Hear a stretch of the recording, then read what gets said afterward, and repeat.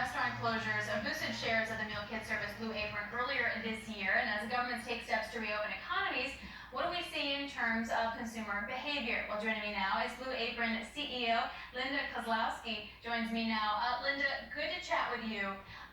The rhetoric in the beginning of the crisis, this is going to be great for you guys. Then it felt like investors were disappointed with results that you didn't have good enough sales. Sales weren't higher. What do you want to say to that? Well, I think we were actually happy that in Q1 we did what we said we were going to do, which is we grew sequential quarter-over-quarter customers as well as revenue based on our strategy for returning to sustainable growth in 2020. So obviously this demand came very, very sharply at the end of Q1 and moved into Q2.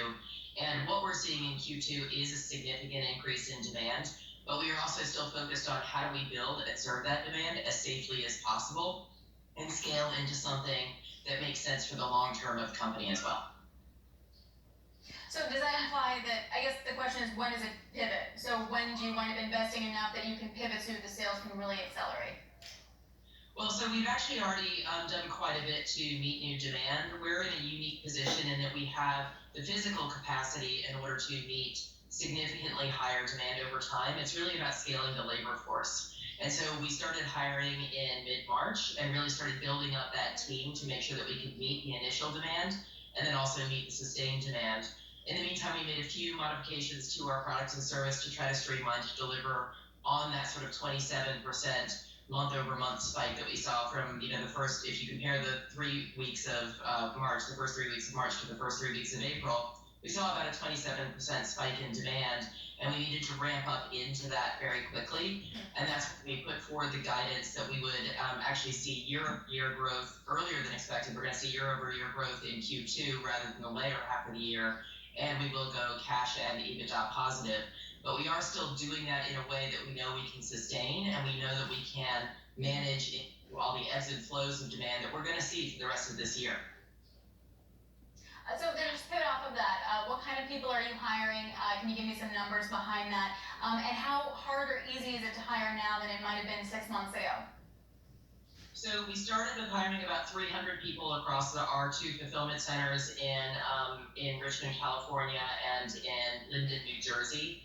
We also have a 3rd fulfillment center in Arlington, Texas. And so those have been working together to continue to meet this demand. So we started with about 300 people that we were focused on, but then we built in the flexibility to be able to hire more as we see more demand in the future by implementing some new remote processes, new orientation processes that can help us bring people in safely into those production facilities. In the meantime, we're looking at how we actually develop the product and scale that product over time into getting back healthier options of variety so that we can retain those customers long term. So what happens though when people go back to work, when the economy reopens? What do you have to do to move them to keep that? So for us, it's a little bit of, we're already seeing our customers who are coming in actually have very similar characteristics to a lot of the existing loyal customers in the base. So we're attracting customers that might have not tried a meal kit before, and this will be the first experience with it, or maybe customers who have always been interested but just didn't quite understand, what to think about it. And so we are seeing behaviors and reactions from those customers that are very encouraging when it comes to how they engage and understand that this is something. It's less about, am I going to the grocery store or not going to the grocery store? It's more about, how do I actually take the stress out of meal planning? I think there's a myth that people are less busy at home now that they're working from home. I think most people who are juggling kids and everything else are actually just as busy as they were when they were going into the office. And they still need solutions that reduce waste, that taste great, that remove a lot of that mental load.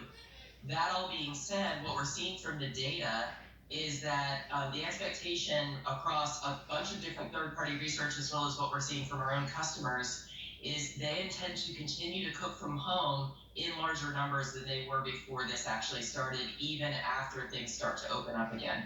It's going to take a while for people to get comfortable with going to restaurants and going out again. Yeah, I can definitely say I'm more exhausted working from home with a 5-year-old than I am at work working 14-hour days, for sure. So What we are seeing though in the job market, and the potential concern is a second round of layoffs. So the first is going to be retail, restaurants, bars, etc. And then we're going to wind up seeing sort of more white collar jobs that presumably are those who are your customers who can afford to pay more for food. How do you manage that? Well, we're actually seeing a very interesting dynamic in our customer base because right around the same time that this started, we had actually launched our premium offering, which is a higher priced offering with more complicated techniques and more interesting protein sort of combinations.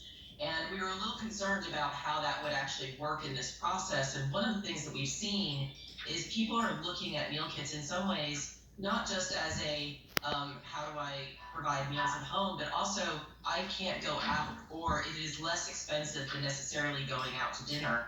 And so they're appreciating having a variety of price points that they can approach and say, this might be a night out versus this is actually just my normal meal that I might have on a night in as far as the breadth within a meal kit. So I think you're going to see some of that behavior continue. We were already seeing some trends towards people staying at home before coronavirus started and wanting to spend more time with their family, entertain at home. And so we see some of that continuing as people will go out, but as economic impacts kind of continue to roll forward, we just want to make sure that we're providing the right value in our kits for a variety of situations where your behaviors will have changed, not only after coronavirus, but in a new economy. And then just to pivot off of something you said earlier about when you're going to be profitable, etc. Can you give me a sense of sort of your current cash burn? If you're going to need more funding, what are some of the plans that you're focused on? If this doesn't happen, then we're going to need to raise more money, kind of thing. So we actually announced earlier this year that we were looking at strategic alternatives that could bolster the strength of the business for a long-term growth strategy, including deeper investment in marketing through some of these strategic alternatives going forward. And we are still on that path, and we're still focused as we were before on the strategy that we laid out last year and the beginning of this year. So none of that really actually changes for us, except for the fact that we are now in a different position as far as having a lot more flexibility as we go to adjusted EBITDA positive and cash positive in Q2. All right, Linda, thank you so much. It was really good to catch up with you. Appreciate you coming on. Linda Kozlowski, Blue Apron CEO. And